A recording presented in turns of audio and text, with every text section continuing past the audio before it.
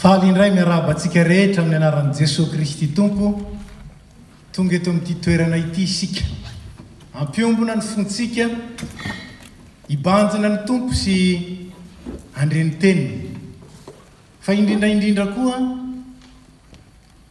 handray ireo namantsika vo tonga teto amin'ny fiangonana nandritra izay heritaona izay fanaontsika isaky ny fandraisana novambra zany ary tanterahantsika androany satria fijoroana ho vavolombelon'ny Kristy sy ny asany teo amin'ny fiainantsika sy teo amin'ny fiainan'izao tontolo izao zany mbola isy ny fotoana iarabana manokana ireo vaovao kanefa dia mamelay iarabanareo manokana dia n'izao sahady tonga eto ary tonga soa eto amin'ity tanàna ny Toulouse ity tonga soa eto amin'ny FPMA Toulouse ity fotoana ity izay natokana indrindra ho anareo dia fotoana koa izay ankalazana an'Andriamanitra izay nitantana anareo ka nahatonga anareo ho isan'ny fiangonana dia ampitomboana amintsika rehetra ny fahasoavana sy ny fiadanana avy amin'Andriamanitra raintsika sy Jesosy Kristy Tompo. Amen. Petraka isika.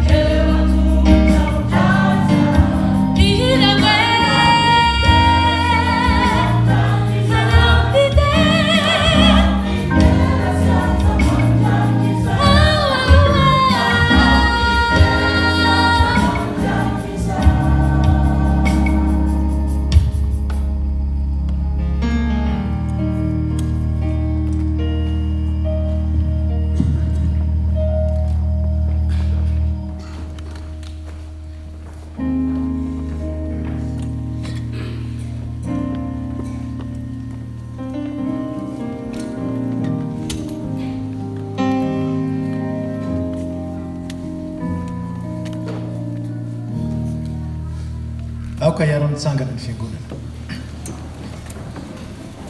Amin'ny anaran'ny Ray sy ny Zanaka ary ny Fanahy Masina.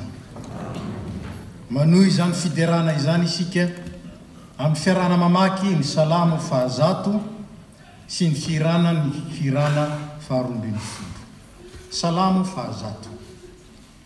Miobio an Jehova ary tany rehetra, manompo an Jehova amin'ny fifaliana, mankanesy eo anatrehany amin'ny fiobiana, aoko fantatrareo fa Jehova no Andriamanitra, izy no nanao antsika ary azy isika dia olo sy ondro fiandriny, midira eo amin'ny vavadiny amin'ny fisaorana ary eo an-kianjany ny fiderana, misaora azy mankalazany anarany fa tsara Jehova, mandrak'izay ny famindrampony miatra ny taranaka faramandiny ny fahalaliny. Amen.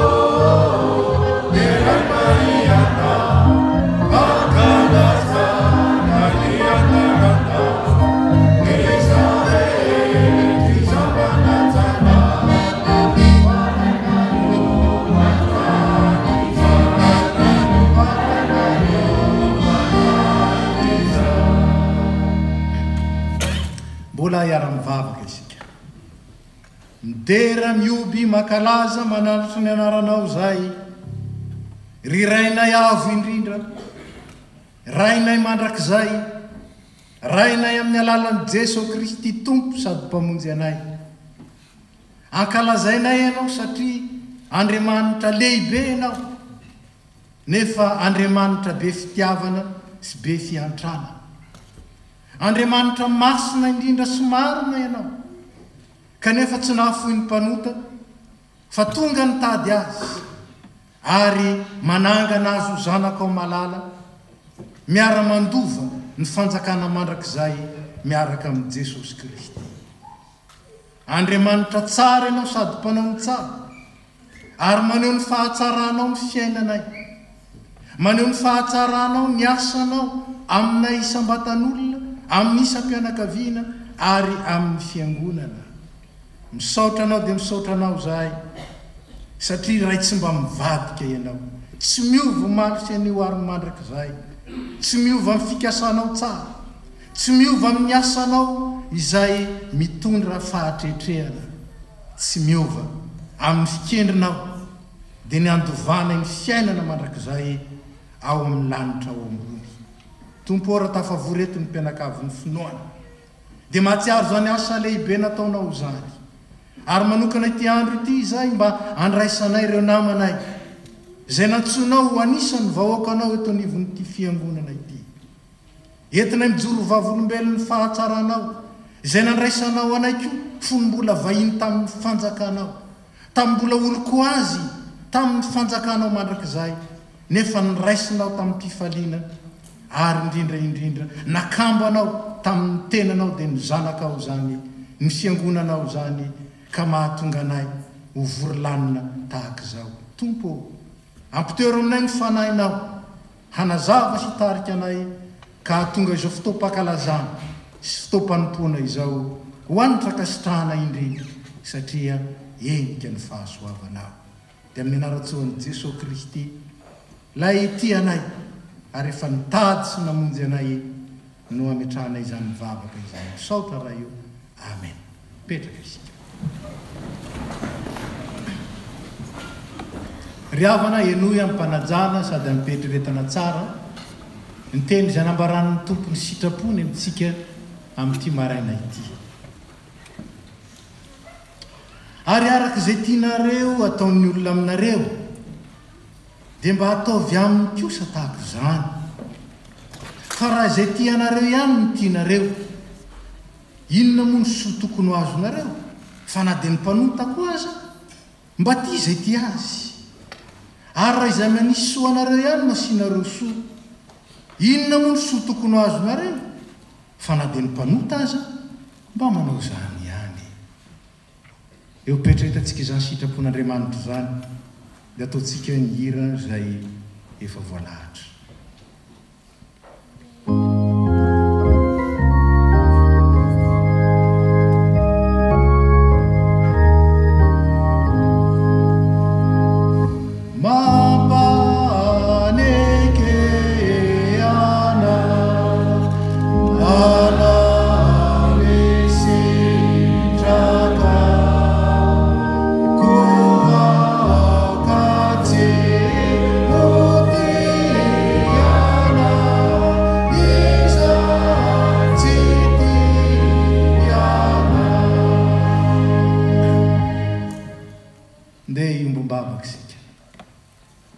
Tompo, fitiavana ianao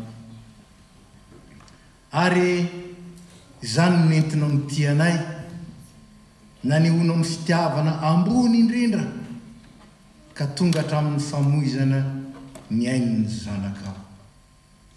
Fa fitiavana ianao mizary zany fitiavana zany aminay koa mba ahazoanay mifankatia tahaka ny tiavanao anay.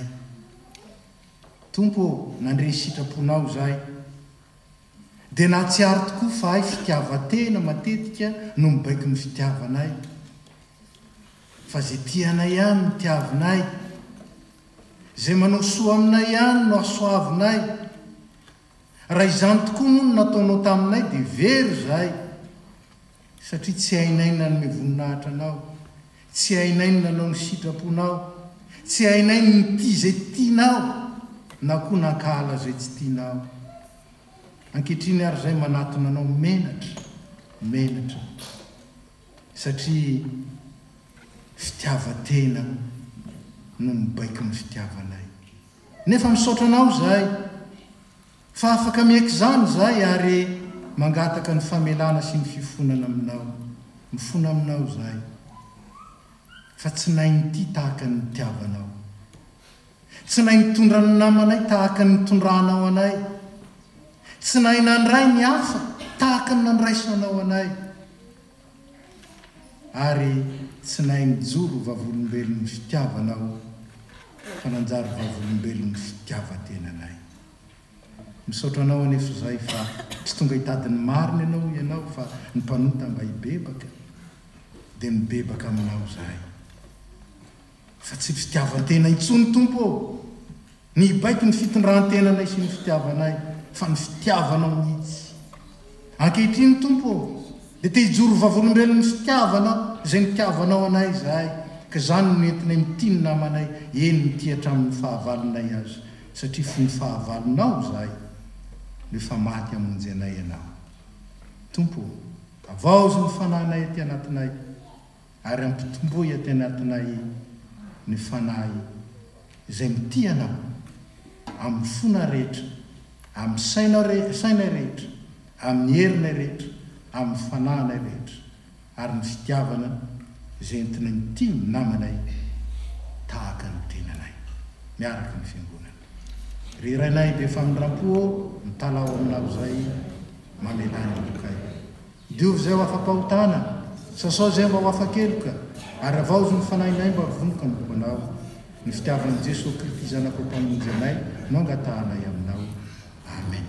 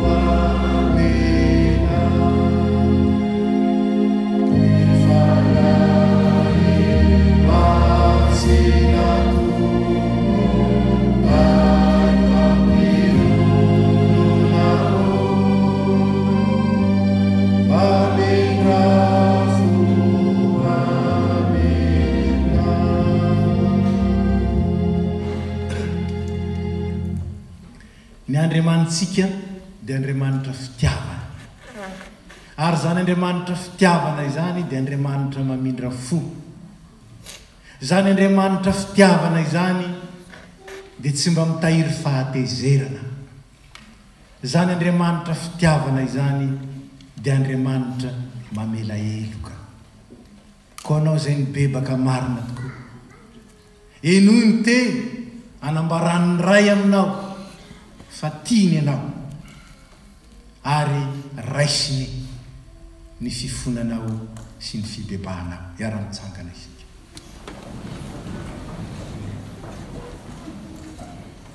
Hoy ny Tompo, satria nino anatra ianao ka nanetry tena teo anatrehako, zaho efa niaino, aza matahotra ianao, efa nanavitra anao aho, efa niaotsy ny anaranao aho.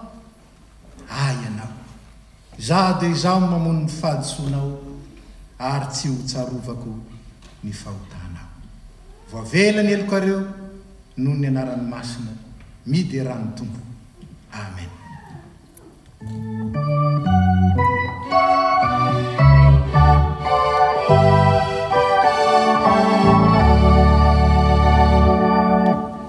Israel.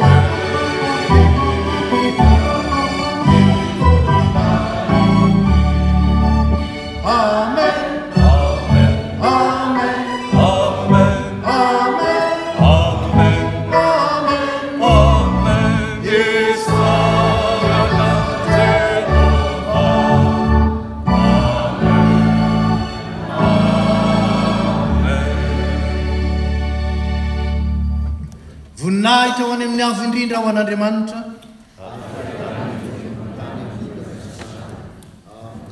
Petraka isika.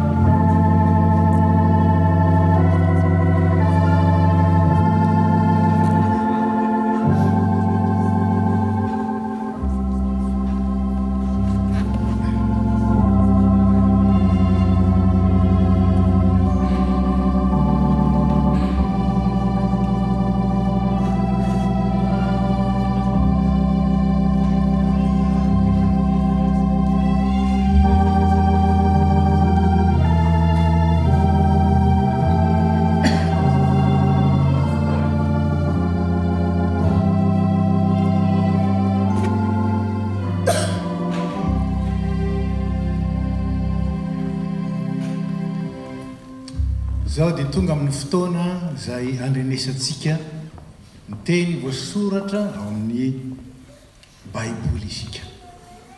Mialoha ny akaran'ireo tompon'anjara hitarika antsika mivavaka sy ny famakiana ny teny dia ataontsika ny hira izay vavakiny.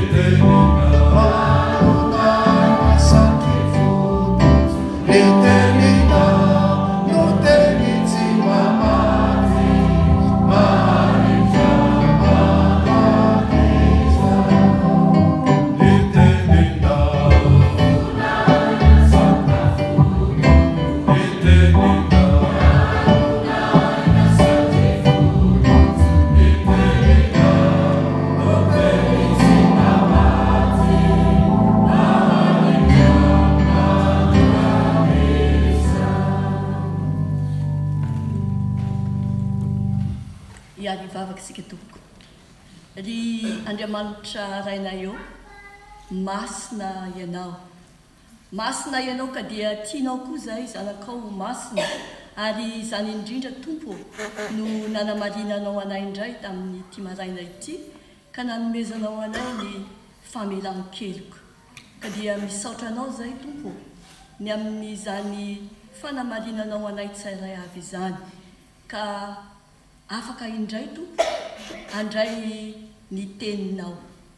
Isatranao ny amin'izao maraina izao zay afahanay reto manana anjara mbola iaino ny teninao indray Tompo. Dia ny teninao zay mampianatra anay.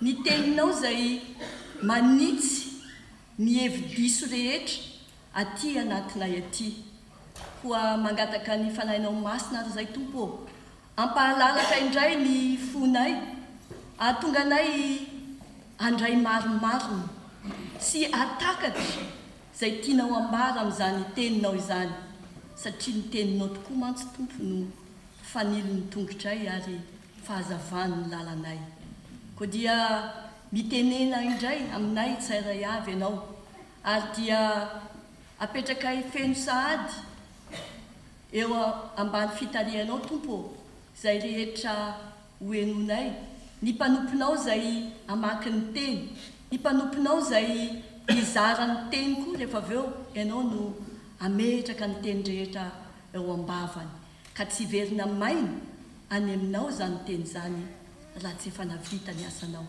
amin'ny anaranao Jesosy amen.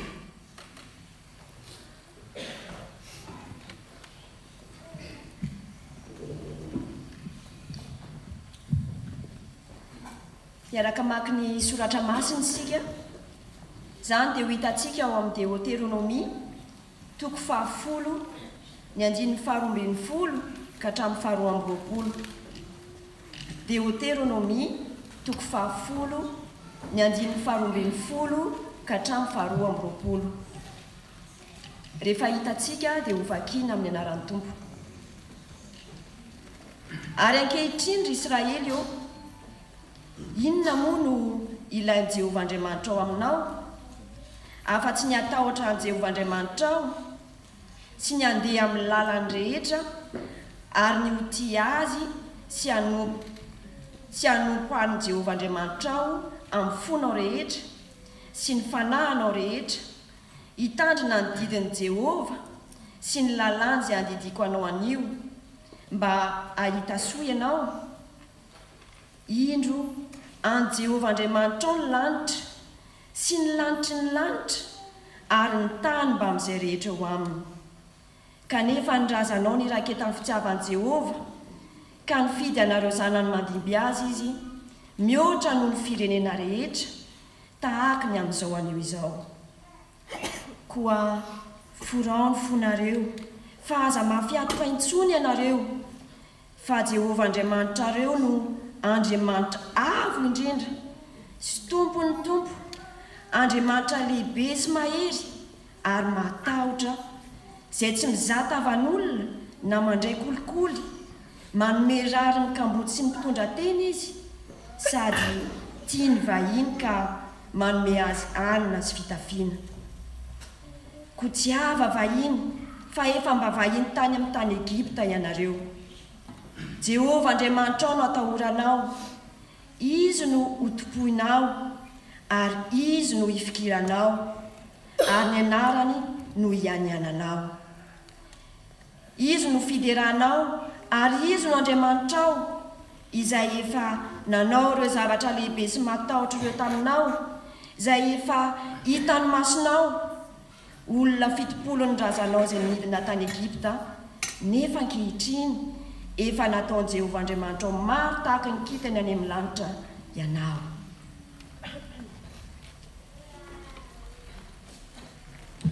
Mbola toizantsika ry havana ny famakinan'ny soratra masina.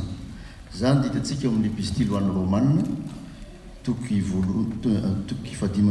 ny andininy 1 ka hatramin'ny 15. Romanina toky 10 ny andininy 1 ka hatramin'ny 15. Rehefa hita dia fakina amenaran'ny Tompo.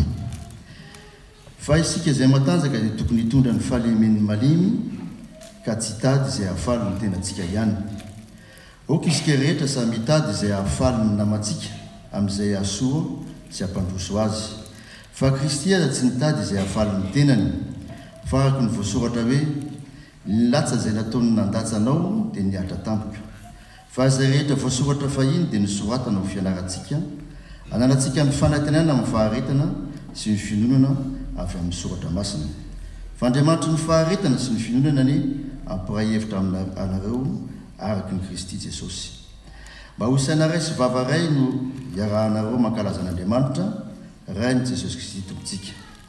Koa mifandraisa ianareo tahaka tahaka ny nandraisan'ny kristiana roko ho voninahitra Andriamanitra. Falazaiko fa Kristia efa tonga mpanompo ny voafora noho ny fahamarinan'Andriamanitra ahatoy ny teny fikasana tamin'ny razana. Mba ankalazany jentilisan'Andriamanitra koa ny famindrapony araka ny voasoratra hoe izany no teraka anareo amin'ny jentilisa sy ny ankalazany anaranao. Ary koa izy hoe miravoravo jentilisa mba amin'ny olona ary koa miterahan Jehovah ry jentilisa rehetra ary aoka ankalaza azy ny firenena rehetra.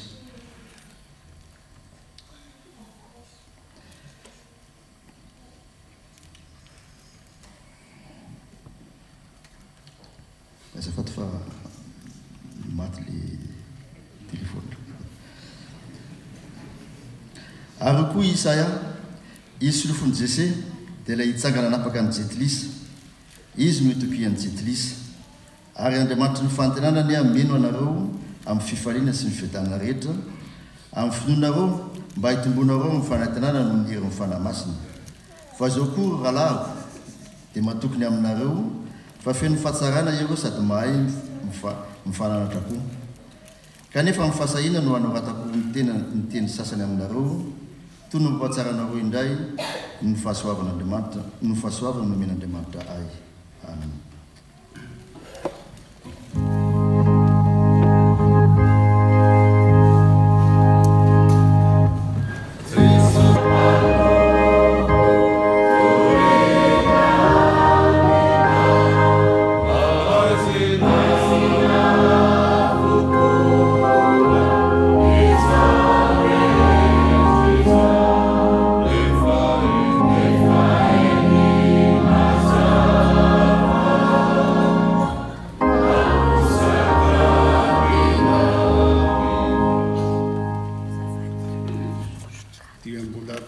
Tsika ny famakina ny soratra masina izany dia hitatsika ao amin'ny lioka toko fahaenina andininy fahatelopolo ka hatramin'ny fahaenina amin'ny telopolo. Lioka toko fahaenina andininy fahatelopolo ka hatramin'ny fahaenina amin'ny telopolo. Rehefa hita zany dia raha tsika mamaky. Raha misy makanenananao aiza manaraka izany aminy arak'izay tianareo ataon'ny olona aminareo dia mba ataovy aminy kosa. Fa raha izay tianareo ihany ny tianareo, inona moa no soa tokony ho azonareo? Fa na dia ny mpanota koa aiza mba tia izay tia azy. Ary raha izay maniry soa anareo ihany no asianareo soa, inona moa ny soa tokony ho azonareo? Fa na dia ny mpanota iza mba manao ihany izany ihany koa. Ary raha mampisambotra izay antenainareo fa mbola hanonitra ianareo, inona moa ny soa tokony ho azonareo? Fa na dia ny mpanota iza mba mampisambotra ny mpanota, andraisan'ny toraka izany ihany indray. Fa tiava ny fahavalonareo ary manao fa soa dia mampisambora ka aizakify na amin'inona na amin'inona dia ho lehibe ny valim-pitianareo ary ho zanaky ny avy indrindra ianareo. Fa izy mora fanahy amin'izay tsy misaotra sy ny ratsy fanahy. Aoka mpamindra fo ianareo mba ho tahaka ny rainareo mpamindra fo. Amen. Ah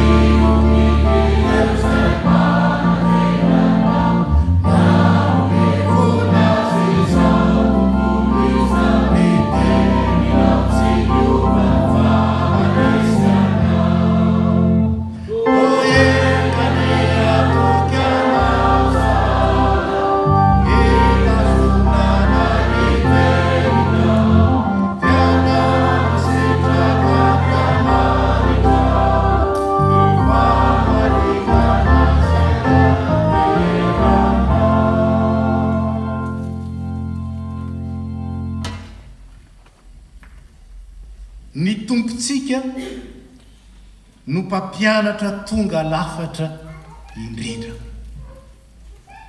Ny fanahy masin'Andriamanitra ao anatintsika mba hahatonga antsika ho mpianatra mahatoky. Amen. Mipetraka isika.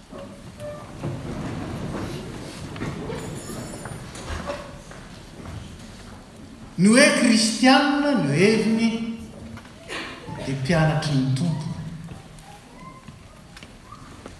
Ny hoe kristianina ny heviny dia mpianatry ny tompo. Isika rehetra teo amin'ny fiainantsika dia nanana mpampianatra daholo. Ary nanahoana reny mpampianatra ireny. Ary nanahoana re isika nanoloana ireny mpampianatra ireny. Izao sika izao eo amin'ny toerana misy antsika dia azo lazaina fa vokatra ireny fampianarana ireny ary vokatra avy amin'ireny mpampianatra ireny. Teo amin'ny Jiosy koa dia nisy ny mpampianatra. Rabi no anarany. Ary anisan'ireny mpampianatra ireny ny mpanoradalàna sy fariseo. Izao anefa rehefa nampianatra Jesosy dia mitondra gaga ny olona. Ary hoy izy hoe hafa ity mpampianatra ity, tena hafa. Tsy mba mitovy tamin'ny mpanoradalàna sy ny fariseo izy. Fa ahoana? Fa manana fahefana. Mampianatra toy ny manana fahefana. Ny teny malagasy hoe fahefana dia misy heviny roa izay mifameno.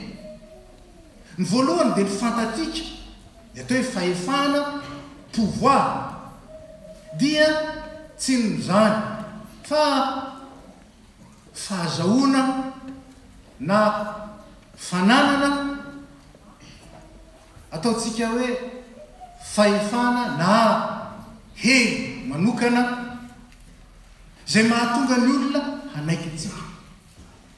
Izay no mahatonga antsika miteny hoe ny manam-pahefana. Fa ny hevitra faharoa ny fahefana koa pouvoir, ary io ny heviny voalohany dia tsy inona akory fa ny fahaiza manao na ny fahaizana manatanteraka. Je peux ou je ne peux pas. Zay koa ny hevitry ny pouvoir. Ka ity Jesosy ity dia ambara fa nampianatra toy izay manana fahefana.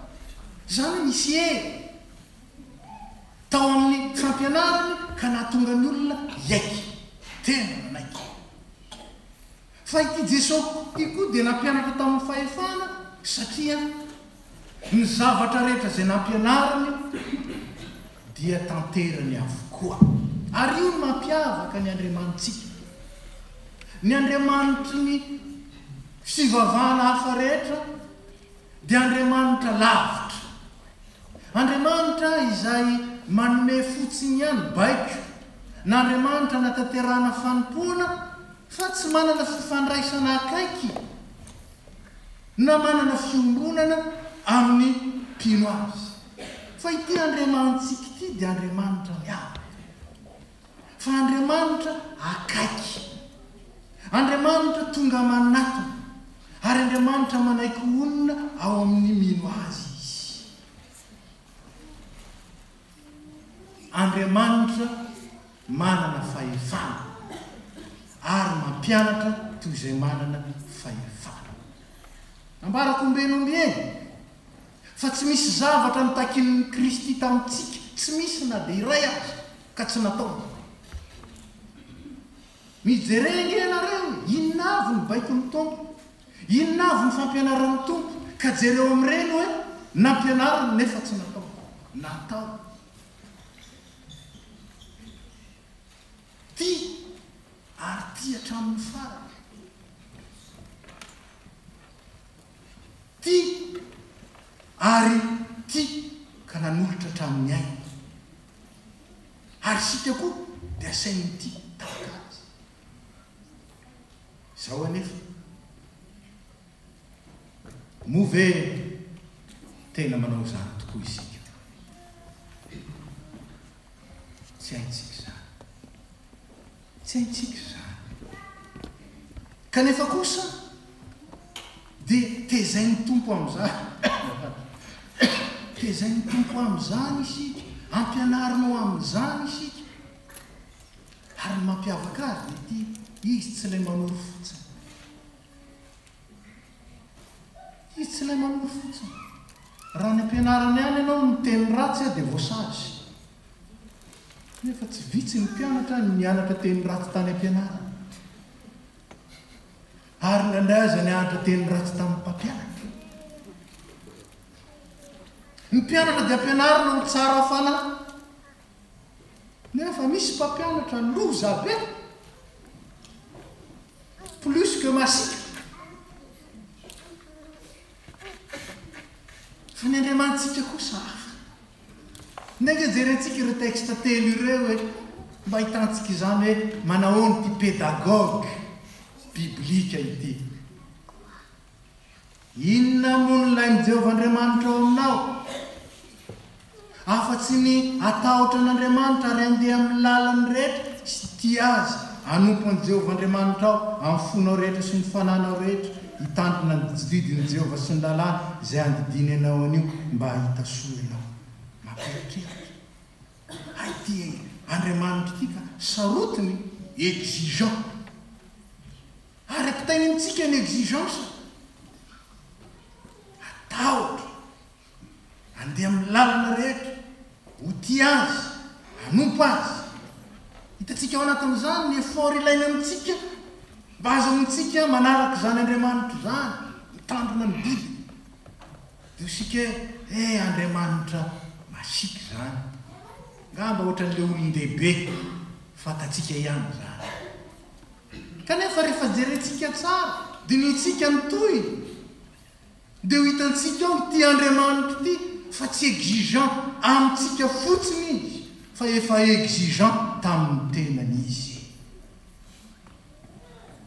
fa Jehovahandriamanitra ao no Andriamanitra avo indrindra sy tompony tompo Andriamanitra lehibe sy mahery ary matahotra nefa zany Andriamanitra lehibe sy matahotra zany tsy mba manavakavaka tsy mizatavany zany Andriamanitra zany na dia manana fahefana azy tsy manao kolikoly any amintsika any raha vao manana fahefana dia manan-karena satria mahazo dessous de table ary dessous de table matevina fa ty Andriamanitsika ty izay Andriamanitra lehibe Andriamanitra manana ny hery ity Andriamanitra ity tsy mandray kolikoly ny fahefany tsy azahoany mampanankarena ny tenany ka andriny ny hafa ity Andriamanitra lehibe sady matahotra ity manome rariny ary mitsinjo ny kamboty sy ny mpitondra tena lehibe mahay mitsinjo ny madinika mikarakara ireo zay rehetra ao anaty fahasahiranana exigeant tenany ity Andriamanitra ity ary ty Andriamanitra ity tsy Andriamanitra manavakavaka lazaintsika tao amin'ny tena zany ny logika an'izao tontolo izao ce qui se ressemble s'assemble noho izany zay tsy mitovy amiko dia atakatara zay tsy mitovitovy amiko andalovako fotsiny tsy ara-bay izay samyzay ihany ny fampiarahana na ho fiangonana regny atoly zany fa ity Andriamanitra ity tia miazy izy mikarakara ny azy fa tia koa ny vahiny izy ny atao hoe vahiny mihafa ka manome azy anina sy fitafiana tsy hoe tia fotsiny dia araka ny lazainy ny mpamorikirana amintsika hoe tsy vita-ponena nge izy ty tsy arak'izay lazainy Jakoba hoe tia amin'olotra fotsiny ihany sy amin'ny lena fa miasa sy ny maro ka dia manome azy anina sy fitafiana zany Andriamanitra izany no mitena ny Israely hoe tiava vahiny fefamba vahiny tany amin'ny tany Egypta ianareo. Quelle pédagogie! Asa rahatakatsika. Dia manambara no amin'ny Jaona toko voalohany ao raha mamaky ao isika ny amin'ny Jesosy Kristy. Izy no simpiainana ia malantoy. Ary ny fiainana ny fanazavana ny olona. Io fiainantsika dia Jesosy mampianatra atsika. Ka raha natao vahiny isika, dia tsy hoe natao vahiny ny angarana fotsiny, na vahiny mitondra ny mafy, fa vahiny ampianarana. Ampianarana nino? Ampianarana hahay andray vahiny. Kefa vahiny ianareo, hitanareo amin'izay zany ny condition ny vahiny. Noho izany, tandremo any. Tandremo any. Dia ao anatin'izany nivoan'ilay lalàna anankiray, izay antsoina ny mpandinika hoe règle d'or. Fitsipy-bolamena. Hitantsika ao amin'ny Lioka toko fa 4:9 fa 1:3. Ina te règle d'or. Haitsika? Izay tianareo ataon'ny olona aminareo dia mba ataovy amin'ny kosa. Ny corollaire dia izao. Izay tsy tianao ataon'ny olona aminao dia aza atao aminy na dia nataony taminao azy. Zay hoe.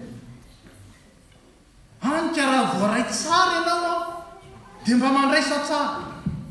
Ary raha tsy voaray tsara ianao tsy tianao niraisina ohatran'izay, aza mandray ohatran'izay tsony. Tatsika izany pédagogie zany. Zany ny fampianarana. Fa tsy hoe zay nataony ohatran'izao ka dia mba ataonay ohatran'izany koa. Zay nge teto tamin'ny tsy débrouiller. Dia rehefa mba tonga kosa sasa débrouillez-vous. Tsy zany lazainy aho. Raha nahery taminao, raha toka tsy tantinao zany, aza atao intsony noho ny amin'ny Kristy. Satria raha tsy nandray anao tahaka an'izany aza ny olona, ny tompo kosa nandray anao tahaka izany. Vahiny ianao dia niraisy ny tompotompotrano. Dia zany mampianarana itsika ity Andriamanitra feno hery ity. Lay Andriamanitra tsy toa, lay Andriamanitra avo indrindra, tompony zavatra rehetra, mahery sy matahotra. Ity Andriamanitra ity tsy Andriamanitra mampitahotra, fa ny heriny, ny fahaizana, ny fananana, izay tombony rehetra ho azy nentiny mitsinjo ny tsy manana, nentiny mitsinjo ny malemy, nentiny mitsinjo ny tsy ampy. Samy. Ka dia zany nananarany Paoly, tandreo sika matanjaka. So tsika dia miseho fotsiny no matanjaka. Fa isika izay matanjaka tokony hitondra ny fahalemen'ny malemy. Ka tsy hitady fotsiny izay hahafahan'ny tena tsika. Matetika ny matanjaka jereo zay. Mba mietseh, bougez-vous, débrouillez-vous. Fihinana ampianarany tenan'Andriamanitra, ianao izay matanjaka, io tanjaka ao io entiny mitondra ny malemy kosa. Fa aza hitana mireharea. Hoy isika atao amin'ny D9, tsy nilazaina fa eto nilazaiko. Hoy ny soratra masina, miaona hoy ny mpanan-karena sy ny mahantra, fa Andriamanitra ihany no nanao azy. Haika ny matanjaka ho an'ny malemy. Haika ny malemy ho tsonjovony matanjaka. Zany nge, aza malahelo ianao raha malemy. Fa efa nomeny ny tompo tanjaka ianao, nomeny namana sakaiza. Ary raha manana ianao, raha matanjaka ianao, na mahay ianao, tadidio. Fa natao ho an'izay tsy mahay no ianao. Natao ho an'izay nalemy no ianao. Natao ho an'izay tsy manana no ianao. Zany nampiaona n'Andriamanitra atsika. Anka eo amin'ny fiarahamonina, eo amin'ny fiangonana. Dia tsy maintsy misy ny manana, ary tsy maintsy misy ny tsy manana. Andriamanitra ny nanao azy roa, ary Andriamanitra ny mampiaona azy. Quelle pédagogie! Zany ny fampianarana, ary zany fampianarana zany, Kristy no modèle. Kristy aza tsy mitady izay hahafaly ny tena, fa araka ny voasoratra hoe ny latsa nataon'izay nandatsanao niatra taminy tokoa. Koa dia mifandraisa ianareo tahaka nandraisan'ny Kristy ianareo koa ho voninahitra Andriamanitra. tahaka ny nandraisan'ny Kristy. Io tsy miteny mifandraisanareo e, aka evo fa tahaka ny nandraisan'ny Kristy. Manahoana nge ny fijerytsika n'le olona manahira, le mpanoty le mivilivily fiainany, le tena mbola hitantsika manahoana ny fijerytsika azy. Manahoana indray fijery mivilana, iza koa iny le ohatra zao. Raha ohatran'izay nge nijeren'ny tompo atsika nandalo tany e, fa saingy nitsenay tsy tonga hitadiny marina izy fa ny mpanota. Mifandraisa ianareo tahaka nandraisan'ny Kristy anareo, ka izay matanjaka tokony tondra ny fahalemeny malemy, ary ny malemy tsy tonga hitaky fa tonga kosa hakasitraka sy andray amin'ny fitiavana. Ary tsy amin'sika samysika ihany zany, fa eo anivon'izao tontolo izao mihitsy isika reto nge efa mety lazaina hoe tsy mpanota intsony, fa isika reto efa tino kristiana. Fa manahoana isika, manahoana ny regaratsika, manahoana ny pensée-ntsika, manahoana ny attitude atsika manoloana ny tsy mino, manahoana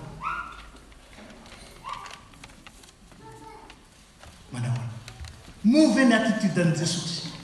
Fity Jesosy ty nenjehana mafy, fa maninona miara misakafo amin'ny mpanota. Ty tsara ny filazantsara fa zany nenjehana mafy izy noho izany. Kanefa ireny mpanota ireny nakalazana an'Andriamanitra, satria naneho ny fahatsaran'Andriamanitra indreny. Tsy tonga hitadiny marina izy fa ny mpanota baibe. Tonga vavolombelona eo anivon'izao tontolo izao izy. Ary zany mahavavolombelona atsika eo anivon'izao tontolo izao zany, nandranatsika fanasina sy fahazavana eo anivon'izao tontolo izao, tsy fahazavana ho antsika samitsika, fa fahazavana hoentsika ho any amin'izao tontolo izao, ho any amin'ny tsy mino, ho any amin'ny mpanota, ho any amin'izay everitsika fa mihitsikitsika ny voninahitran'Andriamanitra azy. Inona ny tokony asehontsika any? Ny fahatsaran'Andriamanitra fa tsy ny fitsaran'Andriamanitra. Matetika nefa dia tsy avitra ianareo. Tsy zany. Aseho ihany ny fahatsaran'Andriamanitra. Inona nge zany fahatsaran'Andriamanitra zany? Ny fahamoram-panahy. Ka izy mamindra fo ary mora fanahy amin'izay tsy misaotra sy amin'ny ratsy fanahy. Zany ny raitsika. Tsy hoe tsara fanahy amin'ny tsara fanahy fotsiny izy, tsy hoe mora fanahy amin'ny tsara fanahy sy mahay misaotra izy, fa ambarany tompo maromaro, Lioka 4:5-7. Fa mora fanahy amin'izay tsy misaotra izy ary mora fanahy amin'ny ratsy fanahy izy. Ary zao ary ianao ary sika. Paoly apôstôly dia miresaka momba ny hatsaram-panahy voazatoetra. Ambarako mben'oleny. Moventsika tena tsara fanahy sa tsara fanahy amin'ny karazan'olona? Karaha tsara fanahy amin'ny karazan'olona ianao tsy tsara fanahy zany. Fa ny atao hoe tsara fanahy point barre. Ka tsara fanahy foana. Zany ty Andriamanitra inontsika ity. Mora fanahy izy, ka mora fanahy na amin'ny misaotra na amin'ny tsy misaotra. Mamposaka amin'ny masoandrony, amin'ny endry sy ny adala izy. Zany koa mambarany soratra masina. Zany ngety. Move ny fitondrantenako sy ny fitondrantenanao. Move ny asantsika tena mitarika ny jentilisa akalaza n'Andriamanitra hoe tsara n'Andriamanitra reo, tsara i Jesosy nareo io. Sa kosa ahita Jesosy loza, Jesosy manavakavaka, na sanatria izany Jesosy matanjaka ary tsy tehitsery afa-tsy ny matanjaka. Na koa ilay Jesosy izay malemy kanefa dia revendicateur fa tsy manao effort mihitsy. Riavana araka izay tianareo ataon'ny olona aminareo dia mba ataovy aminy kosa, satria izany nataon'ny Tompo taminao. Namindra fo tamiko sy taminao izy tamin'ny heliko be nahafaty ahy fa raha 7 taona lasa zay niverina ny tompo efa tany amin'ny afo be aho fa niandry ahy izy zany ny fahampony nandrasany zany ny fitiavana ka raha zany ny fahampony tamiko tamin'ny heliko be mahavery amin'ny afo be ahoana kosany amin'ny rako fo ho amin'ilay mba niteny ratsy ahy na ilay tsy tia tamin'itsy na ilay nikritika tamin'izao na ilay tsy mahay niapresie ny zavatra atao ahoana kosa ahoana raha navela tamin'ny be isika dia tsy afaka mela mikely zay tianao ataon'ny olona aminao ataovy amin'ny kiosy tianao ny amin'ny ranafo mamindra fo tianao nitiavina mitiavina tianao no raisina tsara mandraisa tsara satria nahoana satria efa nitiaviny tompo ianao satria efa namindrany tompo fo ianao ary satria efa niraisiny tompo ianao tsy miverina intsony zany efa vity zany tsy navaliny zany ary tsy conditionnel efa nitiaviny ianao efa namindrany fo ianao efa noraisiny ianao ka dia mandraisa mitiava mamindra fo satria zany ny mahazanaka Andriamanitra zany ny mahazanaky ny avondrindra azy zany rehetra zany nataony ho azy zany rehetra zany nataony mba hianarako izaho sy ianao zany rehetra zany nataony dia mba tsy ilazanao io Andriamanitra io Andriamanitra miteritery tsiry any Andriamanitra akaiky Andriamanitra miaraka amintsika mampianatra atsika mamola vola atsika mampitombo atsika ahatonga azy ahatonga atsika anaka azy ary zany ny maha kristianina atsika dia hoy Paoly apôstôly aoka anaka an'Andriamanitra ianareo tahaka ny zanaka manahy ka izay rehetra nataony taminareo mba ataovy kosa amin'ny namanareo aoka anaka an'Andriamanitra ianareo tahaka ny zanaka malala ka izay nataon'ny olona taminao azavaly aminy raha ratsy fa raha mifanaraka amin'izay nataon'ny tompo taminao kosa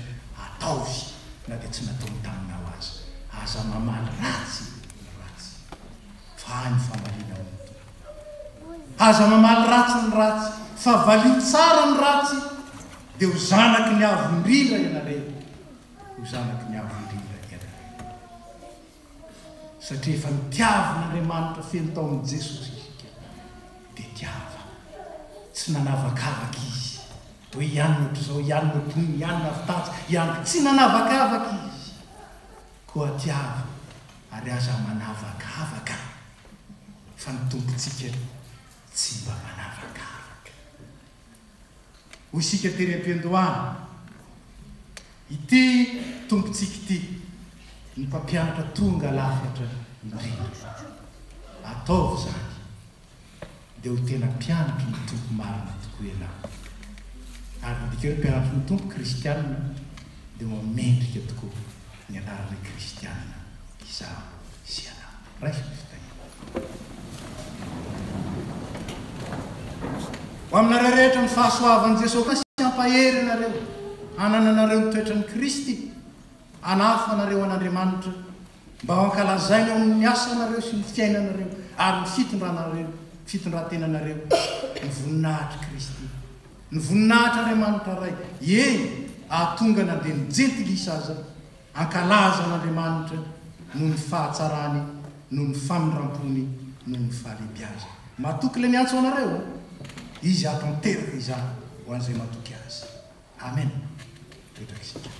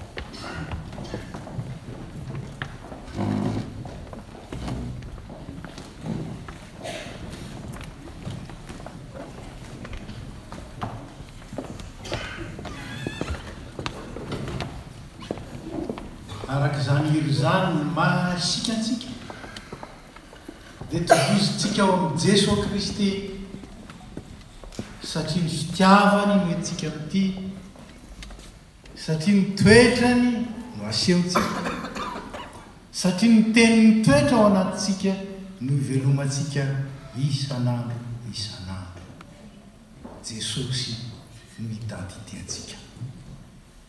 Nde isika hiara-mitsangana azy anambara ny finoantsika an'ilay Andriamanitra ray, zanaka ary fanahy masina, izay modely ho antsika ary mitarika antsika amin'ny fahatanterahana.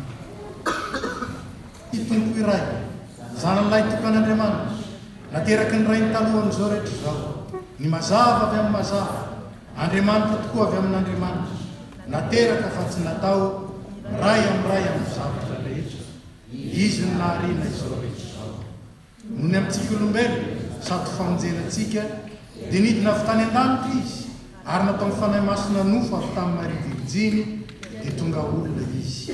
Nombona tamin'ny asa fijaliana ho fanavotana antsika, tamin'ny nanapahany Ponto Pilato izy, nijaly izy ary matika nalevina. Nitsangana tamin'ny andro fahatelo araka izay voasoratra izy, niakatra ao any an-danitra izy ary mipetraka ao tanana ankavanan'ny ray. Avy any viny ray amin'ny voninahitra tsara mivelona sy ny maty ary mandrak izay fijakana. Isika amin'ny fanahy masina tompo sady mpanome aina izay avy amin'ny ray sy ny zanaka ka hitsahona sy hankalazaina miaraka amin'ny ray sy ny zanaka. Izy dia miteny tamin'ny vavany mpanany. Isika amin'ny fiangonana iray miorona amin'ny fanambaran'ny apôstôly ary manerana izao tontolo izao. Isika manaiky ny batisa iray ho famelan-keloka sady manantena ny fitsanganany maty ary ny fiainany manakizay. Amen. Petraka isika.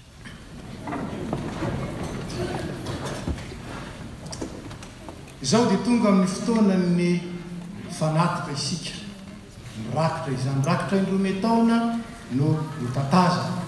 Izany moa dia mariky ny fanoratena ary dia tsarovy fa izay manome amin'ny fifaliana no akasitrahana Andriamanitra.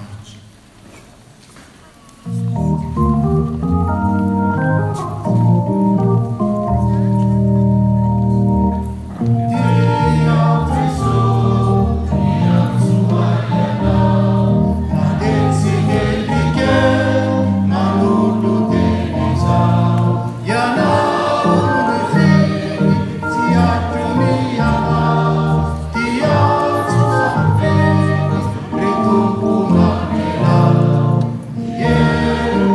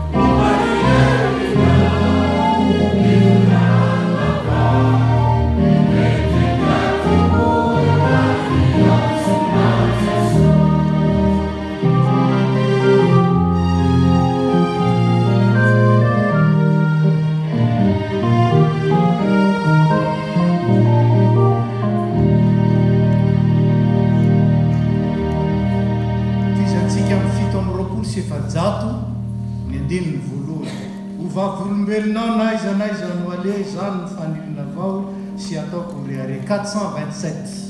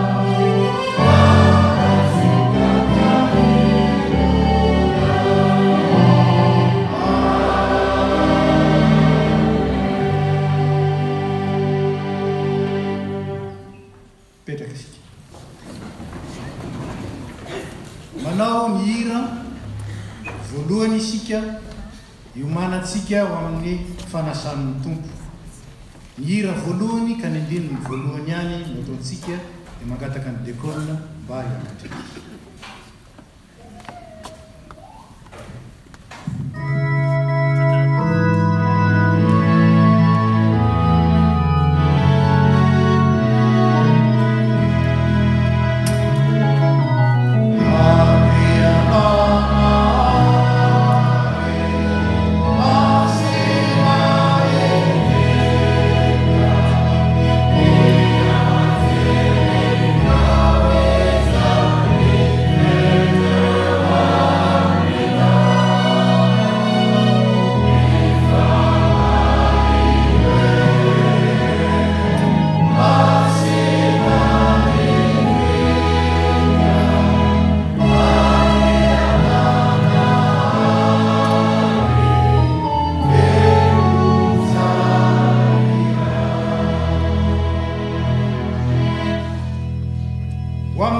fiadanany tompo aoka iara-mitsangana isika ifampizara izany fiadanana izany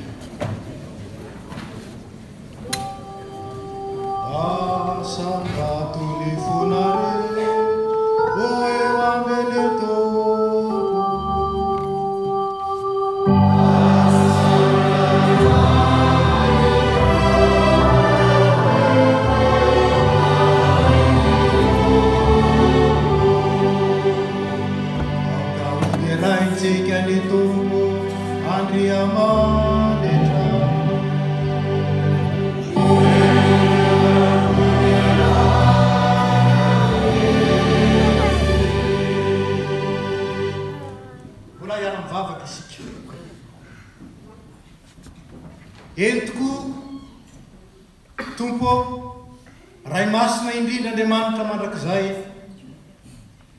mety sady mahavonjy misoranay ianao amin'ny fotoana rehetra sy amin'ny toerana rehetra noho ny fitiavanao lehibe noho ny fahatsaranao noho ny fanaovanao anay ho sampana velona momba ny zanakao ka ny andrenao anay ho vavolombelona eo anivon'izao tontolo izao vavolombelon'ny fitiavana vavolombelon'ny famindrampo ary vavolombelon'ny fahatsarana nisotranao zay fa efa nanokana anay ianao ary zany mangatanay raha manatanteraka izao fanompona masina izao izay anamasinanao anay ho vonina tsara amin'ny asa tsara rehetra ka ankalazana ny anaranao eo amin'ny fiainanay isan'andro ka tonga hatramin'ny jobo isa azy anome voninahitra ny anaranao ary dia miaraka amin'ny anjely sy ny serafima ny olomasina rehetra zay mankalaza anao manome voninahitra anao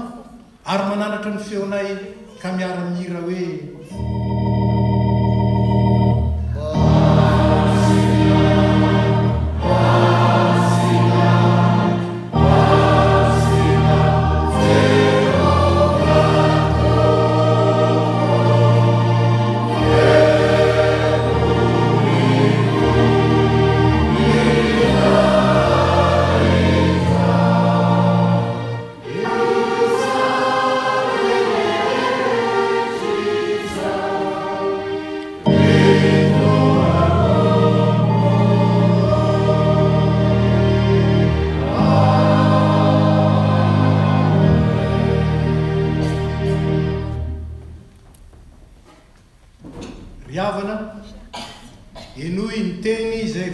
ny apôstôly masina izay mampatsiaro antsika ny amin'ny fanasana voalohany izay mbola ankalazaintsika mandraka ankehitriny ary tanterahantsika amin'izao firaisan-databatra amin'ny tompo izao fa Jesosy tompo tamin'iny alin'iny izay namadia anazy dia nandray mofo ary efa nisaotra dia novakiny ka hoy izy raiso ano ity ny tenako izay omena ho anareo izao no ataovy ho fahatsiarovana dia toy izany koa ny kapoaka rehefa nihinana dia hoy izy misotro amin'ity ianareo rehetra fa ity no rako dia ny amin'ny fanekena vaovao izay alatsaka ho an'ny rehetra ho famelan-kely ka na ovina na ovina no misotro ianareo dia izao no ataovy ho fahatsiarovana azy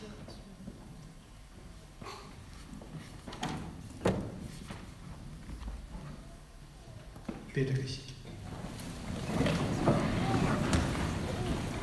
ry kristianina malala ako isika atsiaro amin'i Jesosy Kristy izay maty nisorantsika sy mitsangana tamin'ny maty ho fanangarinana antsika dia fanatim-pihavanana izay natolotr'Andriamanitra antsika izany ka dia ako isika hiara-misaotra sikaro misaotra anao izay ry Andriamanitra aranay tompony lanitra sy ny tany fa noho ny famindramponao aminay mpanota mahafa dia nomenao ny zanaka ho lahy tokana mba tsy hovery izay rehetra mino azy ny fahanana fiainana manokizay ko ankehitriny ary ray io aidino ny fanahy maso mba hameno ny fonay ka andraisanay tokony tomponay amin'ny fonona velona amin'izao izy manatona anay amin'ny alalan'ny fanasana izao miaraka ny fiangonana Jesosy Kristy tompo tonga eto anatrehana iombona amin'ny rapanatona azy dia mangataka mba hampiresinao aminao ohatrany sahana dia maro fankatitahako ny tiavanao anay zay arak'izay ara-manana ny fiangonana masina manontolo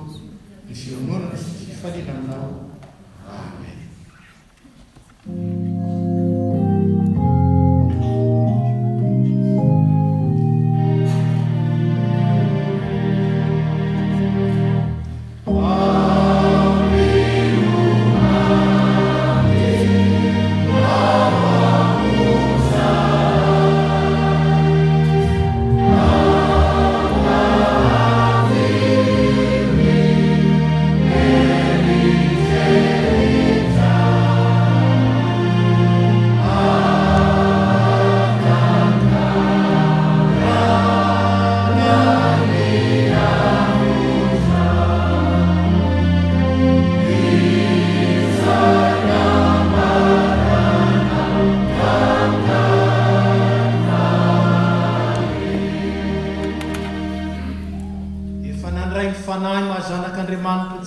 isika ko izany no ahafahantsika manambara ilay vavaka nampianarin'i Jesosy Kristy antsika manao hoe rainay izay ny an-tany mba masinina neny anaranao ho tonga neny fanjakanao atao aneny fisotonao ety an-tany tahaka ny an-tany eo aneny izay any sahaza ao anay ary mamelany okay tahaka ny namelana izy velona taminay ary aza mitondra anao amin'ny fakapana fa manafana itasy fanao fanjakana sy hery ary nyvoninahitra zay amen ako iara-mitsangana isika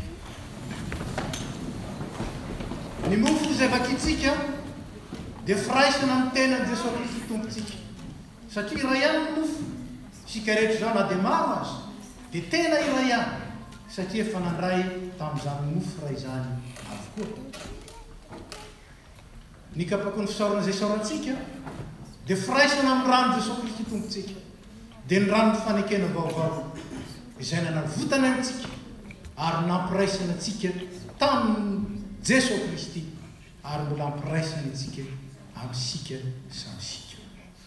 Hoy ny Tompo, avia fa efa voavoatra avokoa zao ny zavatra rehetra. Mahazo mipetraka ny tsy mpalay fanasana Tompo. Raha manao ny hira izay efa voalahatra isika dia hozaraina ny mofo sy ny kapoaka. Rehefa tafaverina ety ny dekona dia miara mihinana ny mofo sy misotro amin'ny kapoaka isika. Zay efa nahazo ny mofo sy ny kapoaka dia mahazo mipetraka mba azo ny dekona mahita izay mbola tsy nahazo amora ny fandaminana. Ataontsika ny hira izay efa voatombo.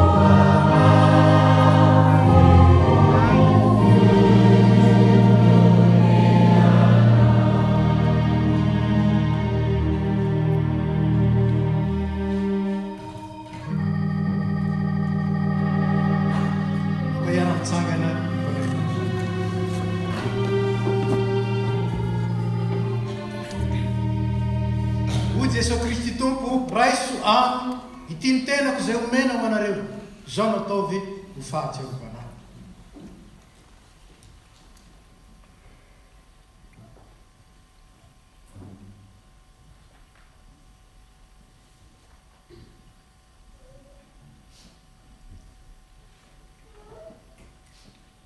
Hoy koa Jesosy Kristy tompo, sotrona rehetra ity fa ity no rako dia ny amin'ny fanekena vaovao izay alatsaka ho an'ny rehetra ho famelan-keloko. Izao no atao fahatsiarovana ahy na oviana misotro anareo.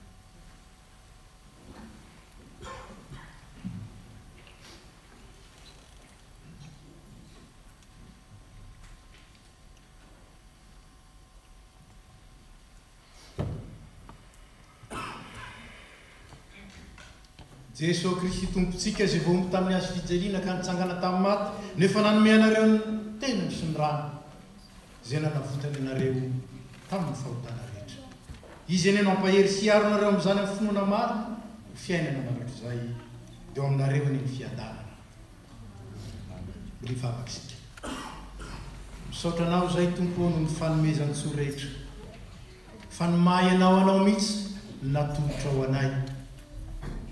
Ny fiainana mandrakizay, ny fiadanana, ny fahazavana, ny fahamarinana, ny fitiavana, ny fahatsarana ary ny fahafelona. Misaotra anao izay ny fanomezan-tsoa tamin'ny alalan'i Jesosy Kristy ka nampitovianao fomba anao anay taminao, hanananay ny toetranao ary hananana ny fahazavanao.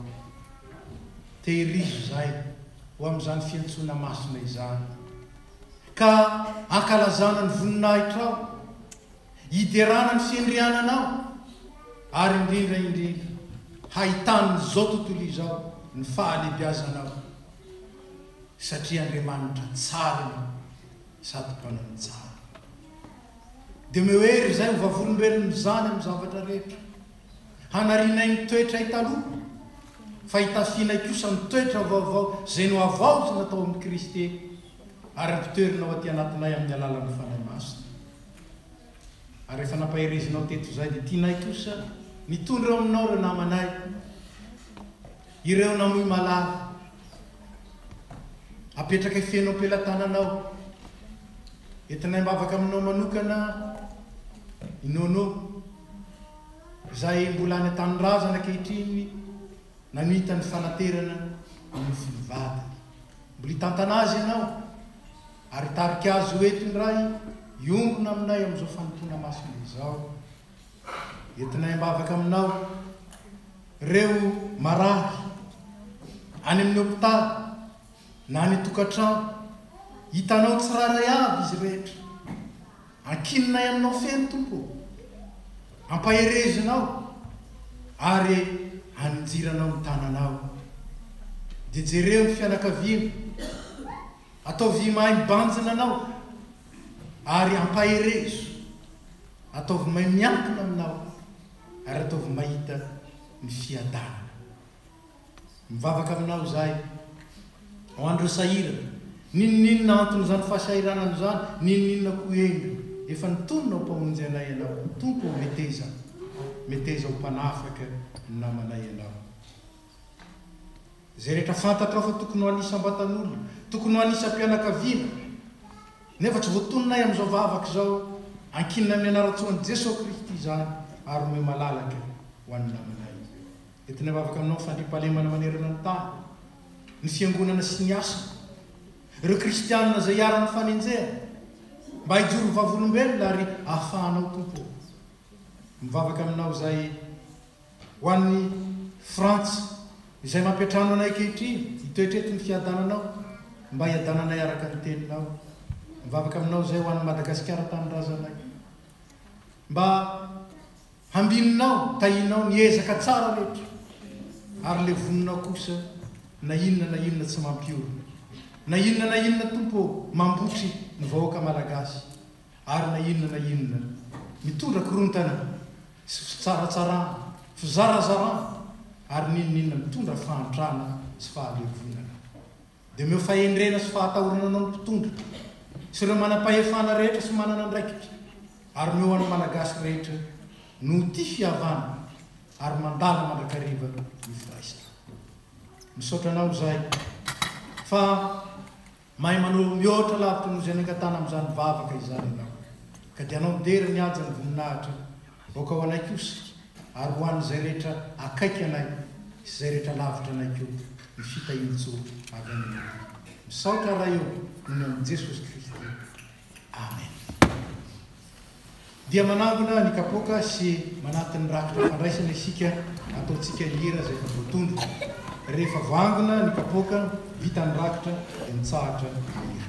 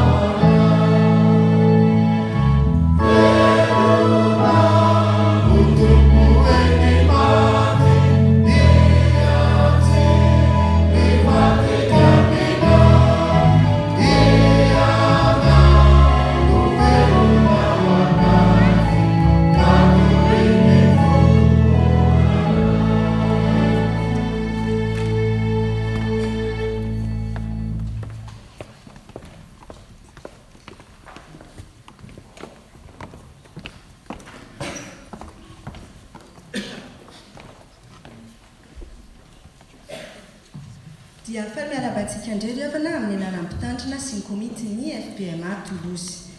Arabaina manokana ireo vahiny izay mandalo eto amin'ny tafo toy izao indray ary ny vaovao azo ambarantsika anio. Vaovao eto amin'ny tafo nahazo taratasy fisaorana isika. Raha matola Tsimbandriamampandry Anasy ny zanaka manjafiny ary ny fianakaviana manontolo dia manolotra etona ny fisaorana feno anareo havana, tapaka sy namana, fiangonana, mpianakavy ny finoana tonga nampionina nampahiry anay indrindra ny trotroanay ambavaka tamin'ny namozanay ny hafa malalanay raha Tsimbandriamampandry Georges. Tsy voavaly ny fanaingom-pitiavana nasehonareo fa dia Andriamanitra manankarepasoavana ny amaly izany anareo isy tompony fiadanana hita isombanareo hatrany misaotra indrindra tompoko. Vaovao avy amin'ny sampana tanora kristiana. Vous allez jusqu'à dire tout m'est permis. Oui, cependant, tout ne vous est pas bon. Je pourrais dire tout m'est permis, mais je ne vais pas me laisser asservir par quoi que ce soit. La STK Toulouse vous invite à l'Horizontal Broken Chains, réellement libre, le 18 novembre 2017 à 20h.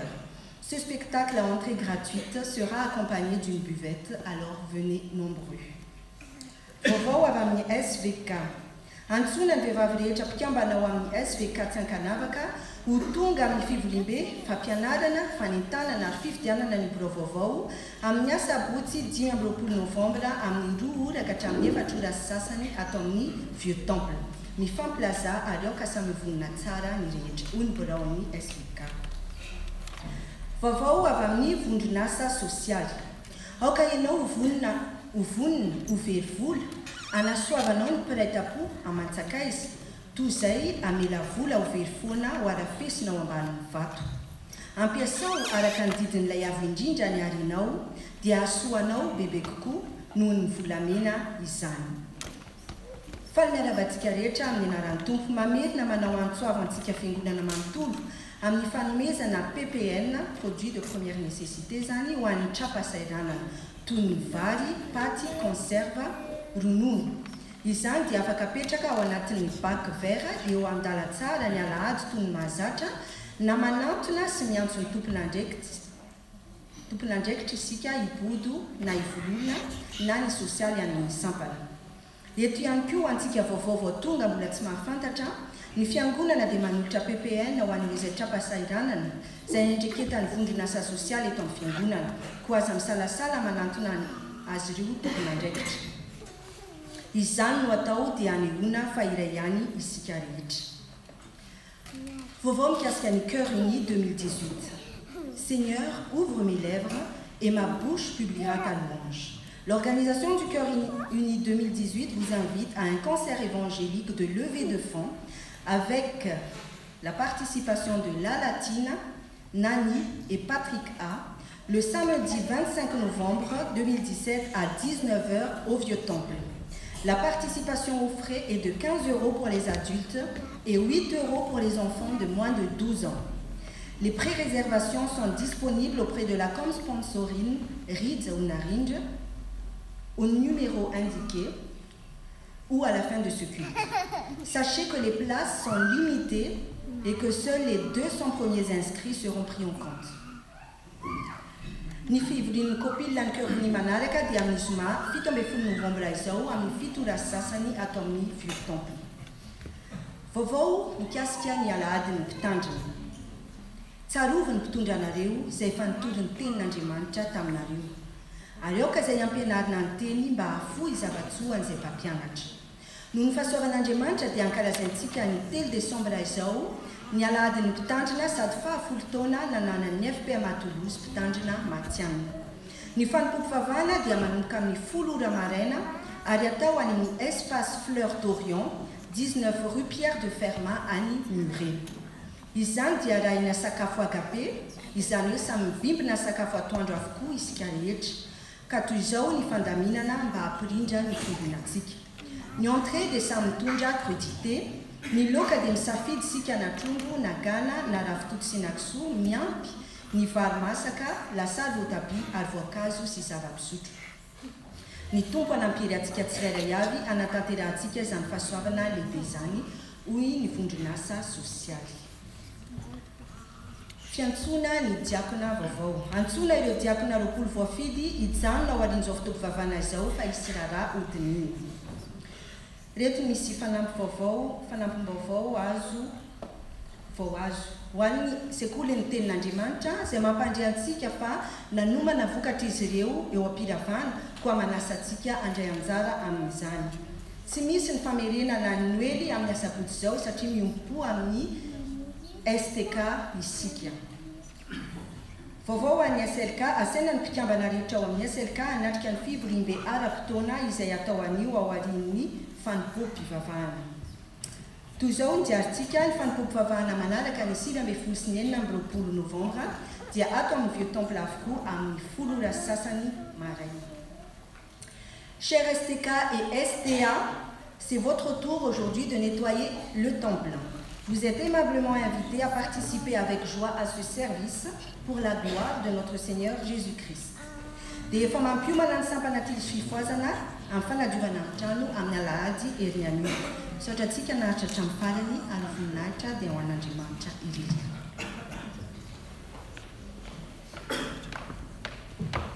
Toy ny fanaontsika dia miaraba ireo zokiolona, ireo zokontsika isika izay nahatratra ny tsingerin-taona naterahany tamin'iny volana lasa iny. Dia misy anankiray eto Ramatoa Ana Andriamapatry mangataka anao mba hitsangana.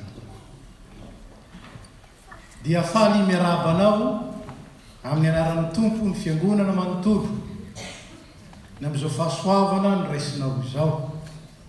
Ary dia mirary soa indrindra mitsodrano anao ary ny ranonay ny tononkirao ny salamo mba hoentinay mampity zany aminao, satria ho ianao tamin'ny Tompo ianao no ialofa, koa dia mitay anao aho ary tsy homenatra akory ianao manaka izay.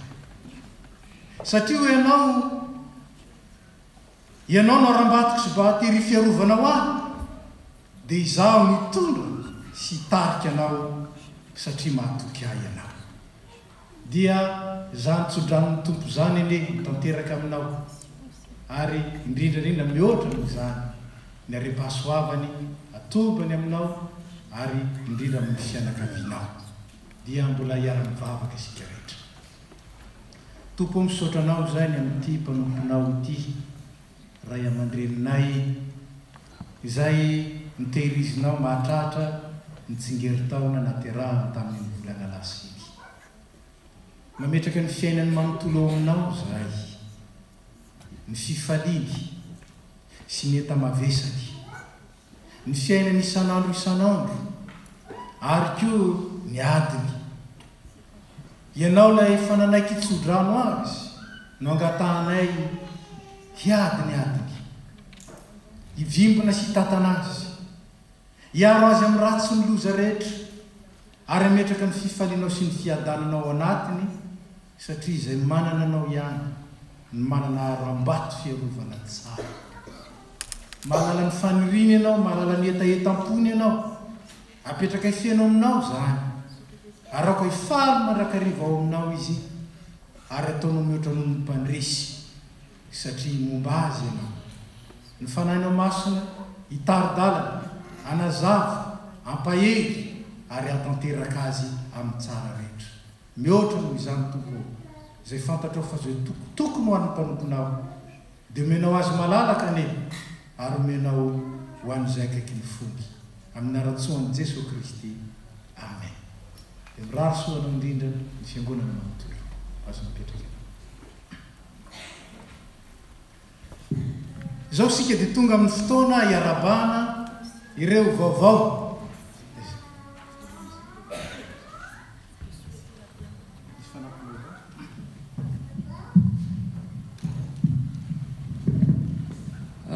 Famerakantsika rehetra minaran'ny Tompo mialatsiny fa misy fanamafisana foya amin'ny fiainan'ny fiangonana izay tokony fantatsika amin'ny atsipriany ary anentanantsika. Ny voalohany dia tanteraka sy matsara ny zakabe nasionaly izay natrehan'ny solotena vitsivitsy roapolo menada mianaka tany Dijon tamin'ny weekend lasa teo.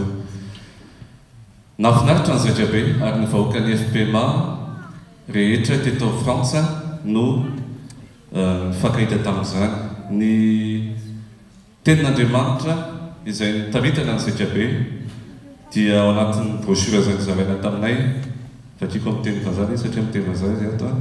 Mais par-dessus tout cela, revêtez-vous de l'amour qui est le lien de la perfection. Ny fitiavana ny zavatra lehibe indrindra araky ny afatra napetraky ny zakabe. Tao anatin'izany fotoana zany dia nanomena toerana manokana ny tanora. On a demandé aux jeunes quel est leur avis par rapport à l'intégration à la FPMA.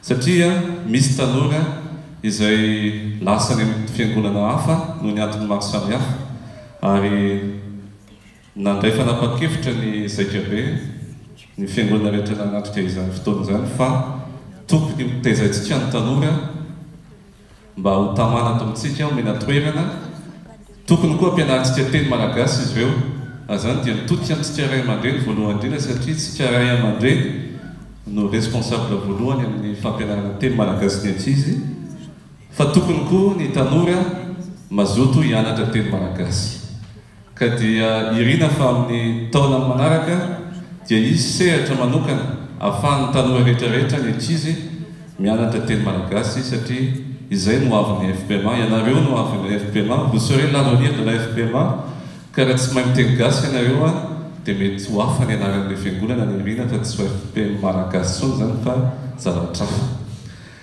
manaraka izany ny tena zavatra azo lazaina tamin'ny ZB dia ny lamina ny ZB ny faritany avaratra atsinanana dia anisan'ny faritany kely indrindra eto amin'ny FPMA ary fiangonana madinika tena hoe madinika ny eo amin'izany faritany zany ny eo Dijon fotsiny nisan'ny fiangonana raha fantatritsika raha tsy fantatritsika dia olona 30 nefa nandray ZB izy ny eo kaikaikin'izay koa Mulhouse tsy latsa eo amin'ny 20 eo fa betsaka dia ohatrohatr'izay daholo zareo any amin'ny faritra atsinanana any dia mahagaga nefa fa noho ny firala iny sy noho ny fahazotony ny tsara avy dia lamina tanteraka ny fotoana rehetra hatramin'ny voalohany ka hatramin'ny farany ho voninahitran'Andriamanitra matoa amin'ny teny an'izany dia mahatsara ny tafitolozy izay tsy efapolontsika na 30 fa fantatrareo fa mihoatra lavitra noho izany ka ny afatra apetraka amintsika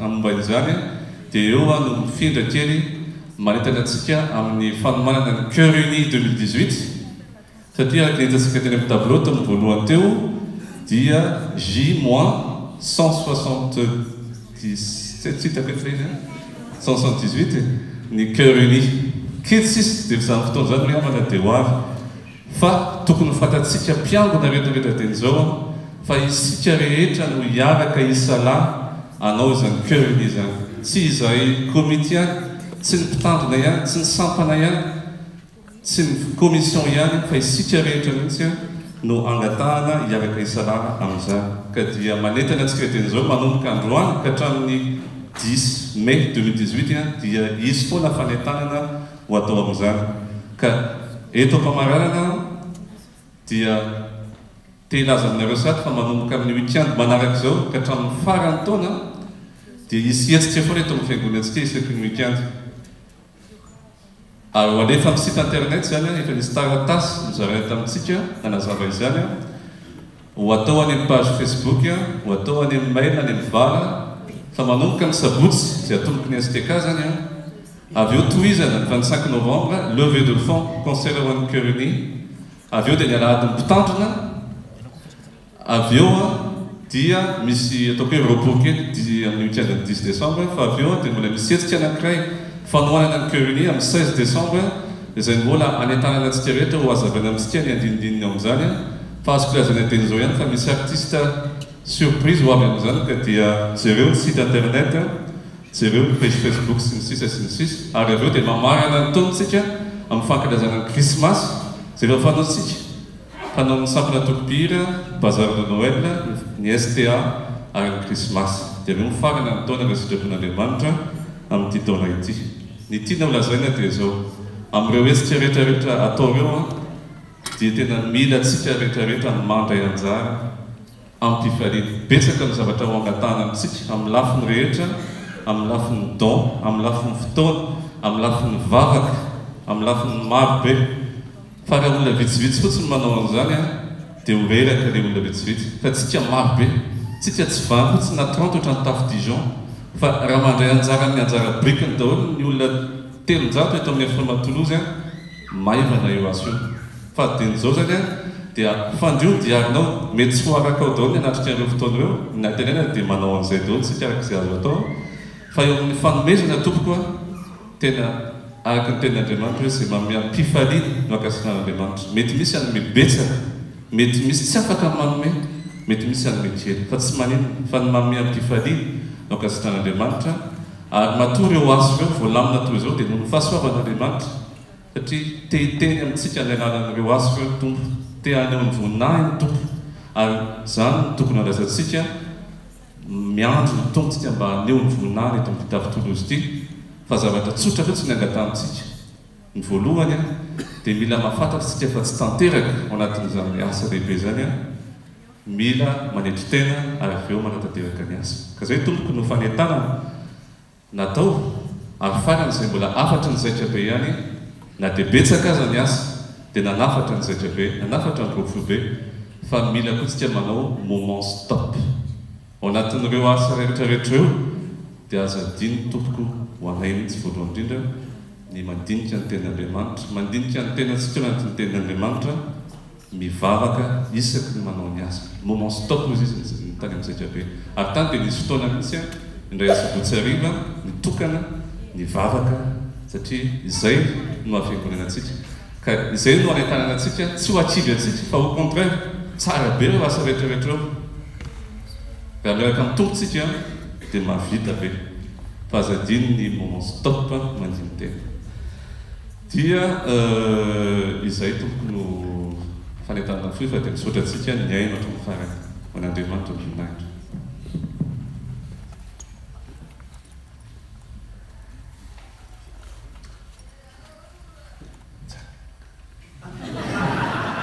tonga fotoana zay andraisantsika ireo namantsika vaovao vao tonga isika ka manao ny hira tsara raha ny piralatsika ataotsika izany hiry zany dia ao anatin'izany mangataka atsika rehetra izay tonga nanomboka tamin'ny volana novambra tamin'ny taondasa nanomboka tamin'ny lahady faharoany volana novambra tamin'ny taondasa ka mandraka ny androany izay rehetra tonga teto Toulouse ary ato anatin'ny fiangonana na koa mbola tsy ato anatin'ny fiangonana aza mba hiakatra ety ao anatin'izany hira zany ataotsika ny hira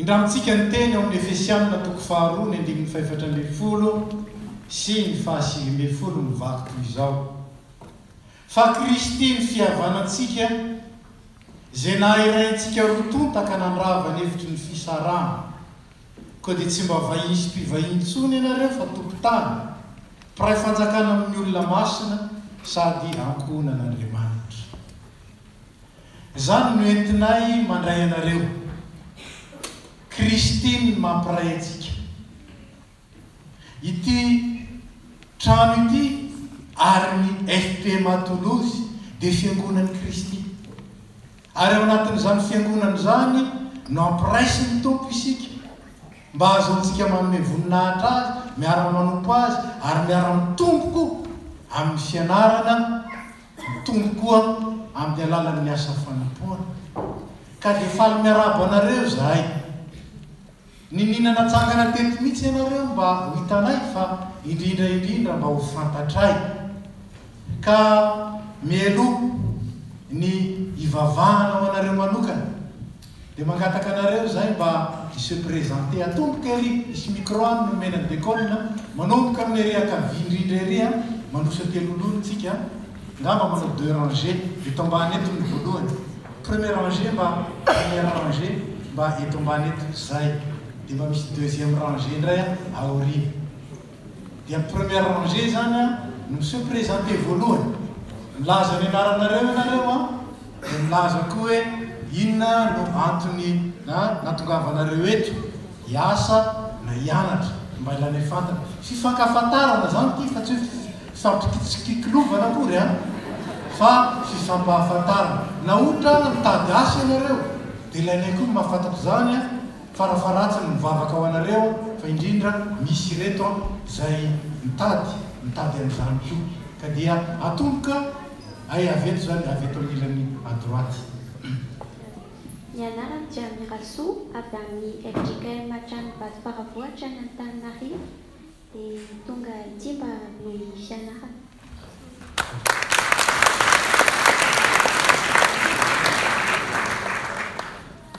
Ny anarako dia Paul avy any amin'ny fiangonana FJKM Mahasalama dia ny antony antonaviko taty dia hanao ny fianarana.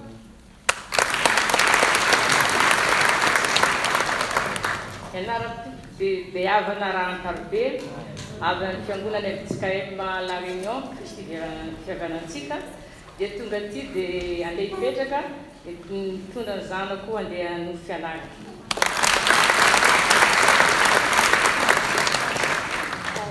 Je m'appelle Mio, je suis de l'Église réformée de France, en région parisienne, et je suis là pour un contrat de travail.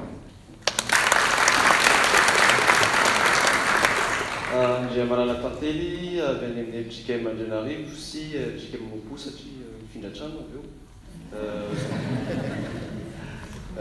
Tonga aty any fianarana.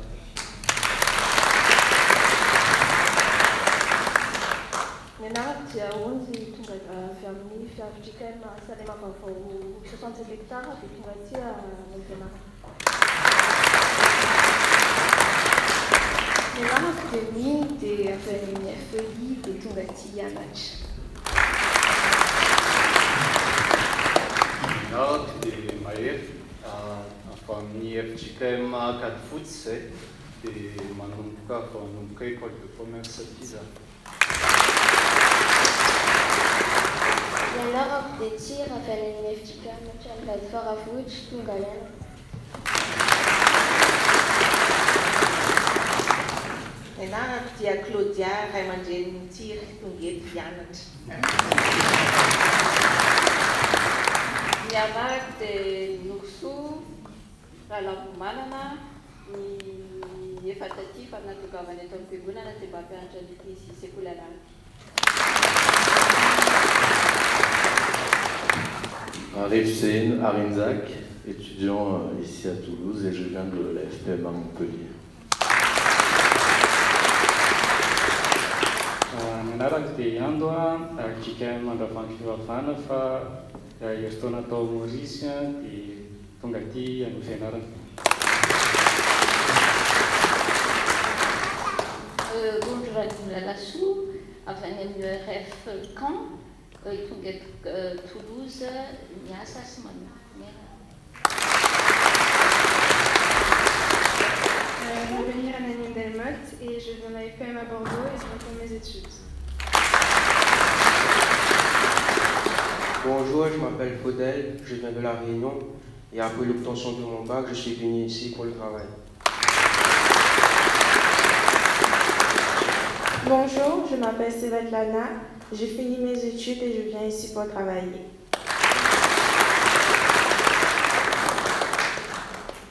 C'est Dominique, j'ai 20 ans, je viens de l'église FPMA de Grenoble et je viens ici pour mes études aussi.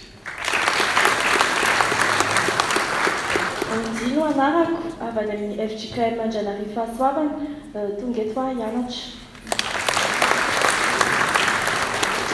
Moi je m'appelle Mélanie, je suis de Toulouse et je suis nouvelle parce que j'ai décidé d'officialiser mon engagement vers notre Seigneur.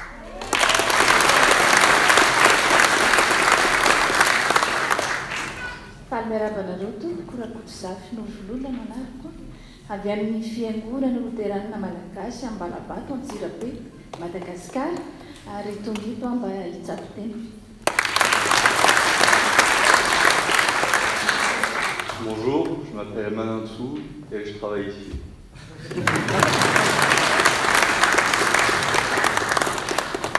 Ny anarako dia Anthony Tongeto hianatra avy any amin'ny FJKM Mesotro Fitiavana. Nilalaka zany a dia mamy avy amin'ny fiangonana anglikana Ecosse tonga eto mitady asa.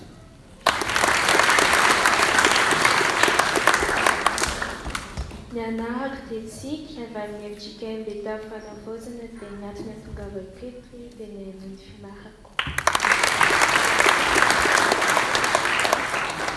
Je m'appelle Tony, je viens de la FP Manil et je suis venu ici, enfin surtout à FP pour étudier. Bonjour, je m'appelle Artine, je viens de Hoche et je suis ici pour étudier. Fandraisantsika azy ireo a dia volanao tehaka mafy isika.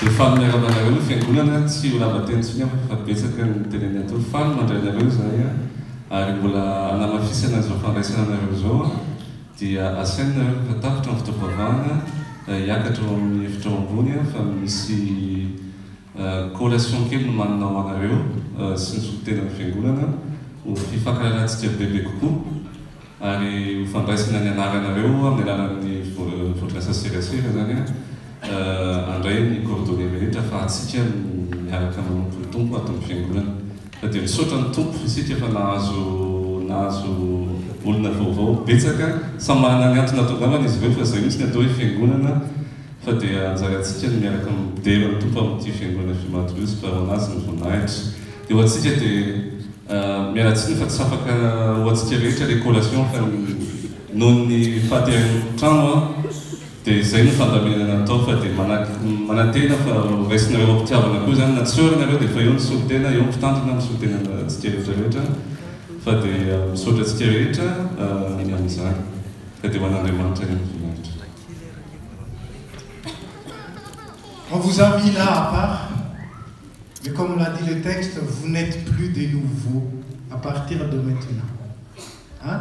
Toptano izy pray donakafo aminay a ka dia iverina any amin'ny vahoakan'Andriamanitra ianareo hiaraka eto isika hifampitaiza hiara-manompo ary indrindra hifampitondra toy ny mpianada toy ny mpirahalahy toy ny mpirahavavy ka dia eo misy ny sampana maro samihafa ary raha misy izay azahoana mifanampy aza misalasala misy vondronasa efatra eto amin'ny fiangonana mbola lazaina anareo zany ary koa misy ireo diakôna sy ny mpitandrina afaka mifanohana mifanampy eo amin'izay ilana izany hivavaka ho anareo izay hivavaka izay misaotranao zay tompony ny reto namanay reto izay nirahinao eto amin'ny tanànany Toulouse ary niraisinao eto anivon'ity fiangonana ity izay vatanao Jesosy mba ho mpiombona ho piray donakafo aminay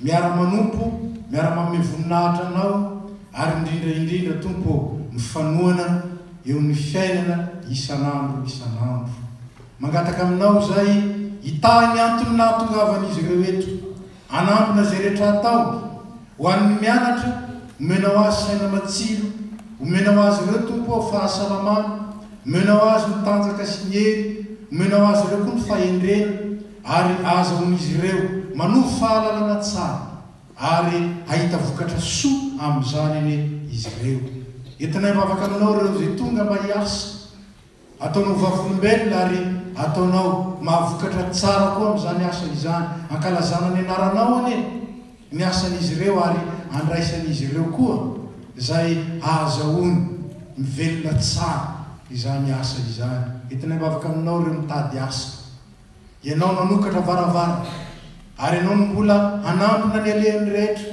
ahita zay sahazany ary indrindra iorona tsara amin'izany dia apetraka fiainam-pelantananao zay rehetra tokony ho an'ny tsirairay avy tokony ho an'ny isam-pianakaviana fantatro ny situation tsirairay avy ireo meo azy malalaka zany ary ataovy may mifikitra aminao izy ataovy may matoky anao izy ary ataovy mivavaka sy manaraka mandrakariva aminao izy hitombony amin'ny fahatsarana rehetra ary indrindra irotsahan'ny fahasoavana isan'andro isan'andro amin'ny anaratsoan'i Jesosy Kristy misaotra ray amen.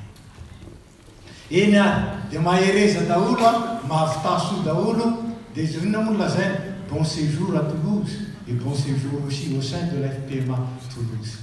Merci. Vous pouvez regagner votre place.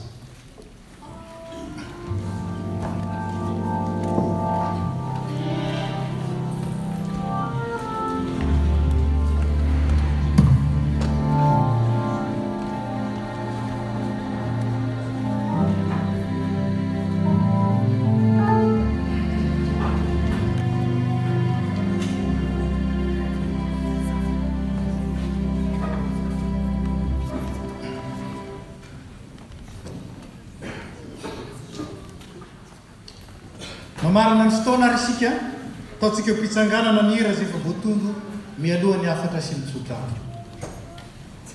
Dia rehefa vita ny afatra sy mitsodrano a dia mba isika vaovao mivoaka mialoha dia avy hatrany miakatra ao an'efitra ao ambony isika. Zay zany any fandaminana isika vaovao ny mivoaka mialoha makatsy amin'ny efitra ao ambony isika.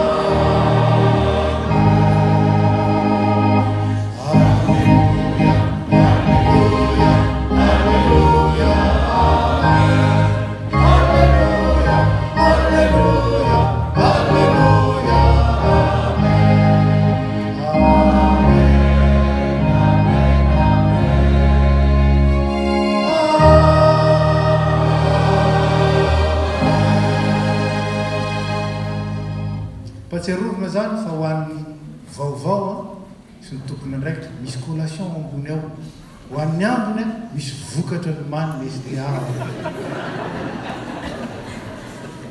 enoy ary ny afatra ao antsika aoka haritra ny fitiavana ry rahalahy aza manadino ny fandraisam-bahiny fa tamin'izany ny sasany dia nampiatrano anjely nefa tsy fantany.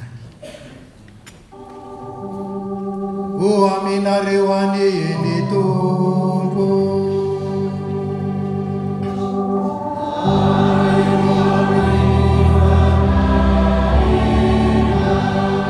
tay anareo any eny tompo ka iamanareo mampamiraviratra ny tavany aminareo any eny tompo ka iatranareo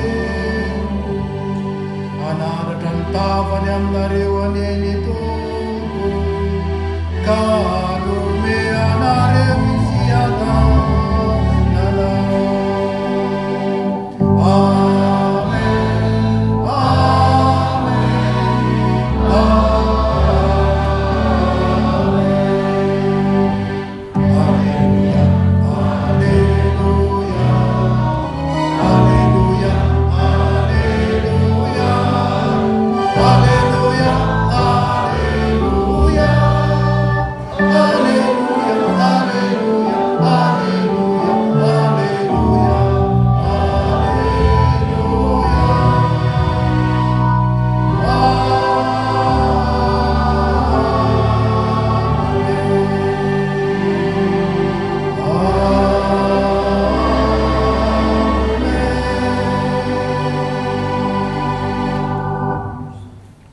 Voninahitra ho an'Andriamanitra ray zanaka ary fanahy masina izay hatramin'ny taloha indrindra ka ho mandrakizay amen.